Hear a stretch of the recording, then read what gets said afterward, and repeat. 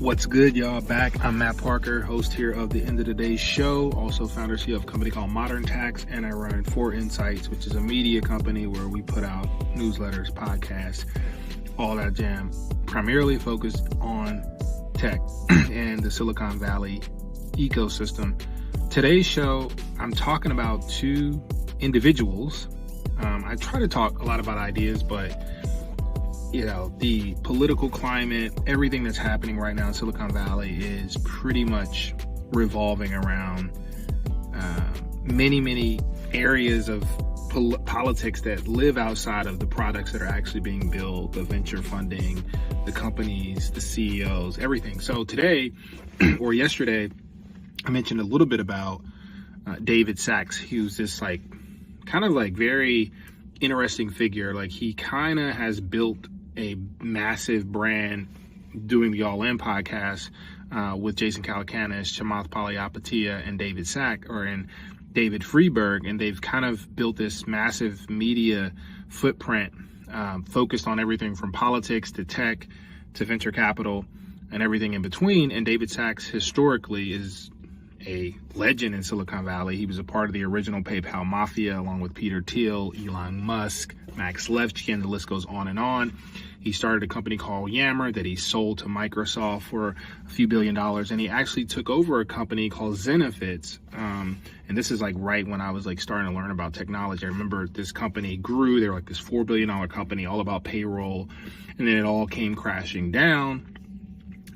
And the founder of that company is Parker Conrad, who is seemingly one of the founders in Silicon Valley. Everybody, he's at his second act now with Rippling, which is a $14 billion company, doing pretty much the same thing that Zenefits did. But with everything happening, you get to see this inside of the tech beef. It's not like rap beef, because unfortunately we don't have to worry about many of these men taking each other's lives or losing their lives, but you do see built up anger and frustration and envy and hate. And we saw this all come to pass yesterday on Twitter when David Sacks made a post.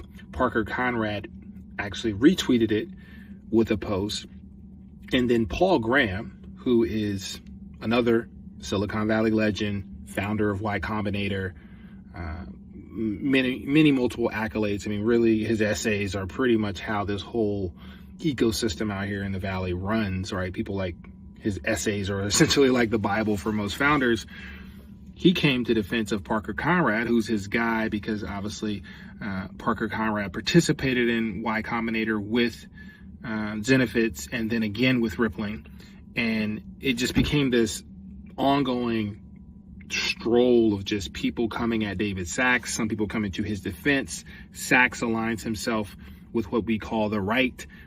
Elon Musk, Peter Thiel, Sean McGuire, who's another power player at Sequoia, and they all are kind of in this whole pro right-wing, pro-Israel camp. And then you have Paul Graham, who's also been very controversial on Twitter with his very outspoken takes as it relates to Israel and Palestine. And I'm not even in that world, or that doesn't really get into my mind space that much, but it does bring to light the dislike and the disdain that we're seeing come out in real time on Twitter and X as we get more political, and we're not even close to the dates of the election. So it's very, very interesting. It's kind of like entertainment, right? Because I don't know any of these individuals personally. I've met David Sacks once at an event.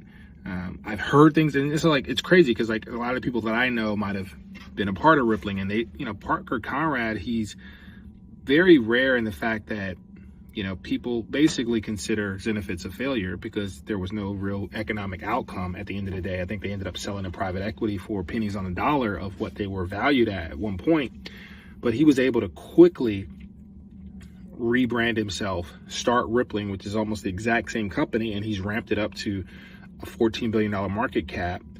And there's a whole side of venture capitalists who don't think too highly of him. And there's former employees, people that have worked with him, that says he's a very interesting character in himself, but it's crazy that he is the beeline to David Sacks becoming the, more and more negatively portrayed. So I'm really excited for the All In show this week. They got a lot to talk about with Kamala Harris now trumping Trump in most of the polls, raising a shit ton of money on, from both the everyday people as well as Hollywood's behind Kamala. It seems like she's swung Silicon Valley, even though she's technically been hard on banks. She has Wall Street. I think her biggest weakness is like middle America, right? And that base of people, the South. I don't know if they'll ever be Kamala Harris supporters, but on the coast, I think she's almost swung the election for herself just in 1 week with just her influence. And I mean, people understand these things take a long time. Kamala Harris has been relevant in California as a politician since 2004. And so she has a massive amount of network, a massive amount of brand equity built up with these people. So it wasn't surprising that she got endorsements from so many people. But Twitter tech beef is really an interesting thing that you see it play out. So I'm really looking forward to All In. I listen to All In podcast every week, or most weeks. So this week, I think there's a lot of conversations that they're going to have. Moving on to our second segment, I want to talk a bit about my favorite professional sports league, the NBA. The NBA yesterday announced a massive partnership with Amazon. So I do wonder, because I'm a league pass person, but I wonder now, like, how many games, like, it seems like the NBA has just said, hey, we want to make as much money as possible on our media rights. So we're willing to work with as many people as possible to make that number as high as it is. And I think it topped out around like $75 billion over the next 10 years. But the Amazon was very interesting, because Amazon is essentially taking away what we've grown to know over the past 25 years as NBA on TNT. So we're going to potentially lose Charles, Shaq, Kenny, and Ernie.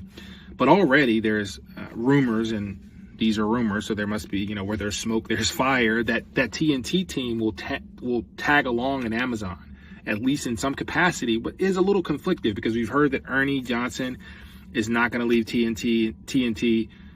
Charles Barkley's came out and said that he's going to retire if TNT doesn't keep the deal. So we're going to see. Money talks. I think Amazon obviously is going to pay a lot of money for this. It's also interesting because Amazon is obviously based in Seattle, where we believe there's going to be an expansion team announced in the next few years that'll be based in Seattle. But it's going to be different, right? It's like NBA on Amazon. Like, what does that look like? I got to go deep into like where the games are. Like, do I need League Pass still? Or is like, how is this distributed across from a media perspective? So it's a major deal, a major change. Warner is already coming out and suing the NBA over this deal. So it's gonna be a long next few months until this is all figured out. I think it's like 1 year left with Warner, and then it goes to Amazon for the season after next. Another big news item of the day is OneStream did an IPO on yesterday. OneStream is really one of the first tech companies to go public in quite some time, and none other than Bill Gurley had a few things to say about it. Bill Gurley is another legendary venture capitalist, someone I've had the pleasure of meeting with a couple times or once. And, he's unique because he's 6'9". Like, I'm 6'6", 6'7". He's like towering over me. He's now quasi-retired, doing a lot of content along with Brad Gershner. They have a weekly or bi-weekly podcast. It's really good. I think it's probably one of the best tech media podcasts out there, where they just focus on tech. They kind of stay inside the lines. They don't go into politics and everything else. But, his post yesterday was typical, because essentially OneStream, which is doing, from what I understand, about $500 million a year in AAR, valued at $5 billion, and they were up 34%. And, Bill Gurley has this thesis that the IPO market, like, he's on the side of like all these companies should just go public in some fashion. And he's also saying that they shouldn't do it in the traditional IPO way, because he's basically saying that, they're selling these shares, and basically they're selling them at a 5% discount, and now they're all freely tradable. And so his big thing is like a lot of the IPOs are mispriced. I think I get what he's saying. I feel like, especially as a founder at the early stage, the more companies that go public or get out in the public market, the better, because it's like it actually helps the ecosystem right now. And I think this even tags into a bit of what's happening with like the wars of VCs on Twitter and the political climate is the liquidity market is very, very, harsh, right? Unless you're a top tier company with an oversubscribed round. Another thing that I talk about in the fundraising course I do is the ability to have either preemptive power, and basically investors are trying to force feed money into your business, versus having a process to where you're having to go out and ask for money. It's very daunting because there's a lot of liquidity issues, and venture capitalists themselves have to go through this every time they raise a new fund, going back to their LPs. Last week we saw Sequoia end up offering their LPs to buy shares of Stripe. And so the OneStream is great, right? It's great to have companies going public, but you wonder why so many of these companies aren't public, right? Databricks, Stripe, Rippling, right? Like all these companies that have these massive valuations, they seem to be tracking well over hundreds of $millions in revenue, but it seems like going public is a very, very dark look. No one wants to go public. And people like Bill Gurley are like, more companies should go public, right? It actually helps the ecosystem, right? To actually churn out publicly traded companies. And he's saying you could do it by a direct listing, which was historically, really made famous by Spotify. Spotify is doing amazing right now, but they cut out all the middleman and they just went straight to the market. So it's interesting to see will OneStream, which has this 34% spot pop, will they inspire more companies that are private to go public, or will we just kind of continue to be in this like ongoing cycle of liquidity being an issue? Moving on to talk about another company today, another company that I just became aware of at the Series C, since I gotta get better at this, because if I ever want to really start investing in companies, it'd be good to know about these companies before they're raising $140 million. But a new unicorn, ChainGuard, which is, I don't know if it's based in Seattle or San Francisco, because I read this Fortune piece where it looks like they're based and they have an office in San Francisco on the Embarcadero, but it looks like Seattle is claiming this as a unicorn company, right? Like what happens in these wars of cities is pretty crazy. It could be a whole documentary on like Seattle, San Francisco, Los Angeles, New York, Miami, Chicago. Everybody just has their they claim a company, right? Just to say, hey, we got this company. This company was started in our city and it became $1 billion and it's a unicorn. The reason that's so important is I think there's this rule around, there's once your geography has 3 unicorns, you're considered to be legit in the tech ecosystem. The hard part about that rule is Silicon Valley is just littered with billion-dollar companies, or companies that are valued at $1 billion on paper. But back to my previous topic is all these companies are on paper valued at that. They're not publicly traded companies. But it looks like ChainGuard just broke through that seal, as we've announced already 3 times in this show. There's a theme right now. A lot of big growth rounds are happening. While it seems like the growth markets are dead, companies are being invested in. Harvey with $100 million on Tuesday, Vanta $150 million yesterday, and now ChainGuard with $140 million Series C. This was led by Red Point Ventures. They also have participation from Lightspeed, IVP, Amplify, Mantis, Sequoia, Spark. All these investors have participated in the round previously. And for what they do, the best way to describe them is a next version of VMware, which is not a product I'm too familiar with. But from what I understand, and this is directly from the Fortune piece, an attempt to sum it up in English, most software today relies on open source components called container images, which are the standard packaging format generally used to deploy software in the cloud. These container images require constant updating and vigilance to secure. ChainGuard essentially manages this process, taking a real-world headache away from businesses while providing them with more confidence about their software security. So another theme, we talked about Vanta yesterday. Today, ChainGuard.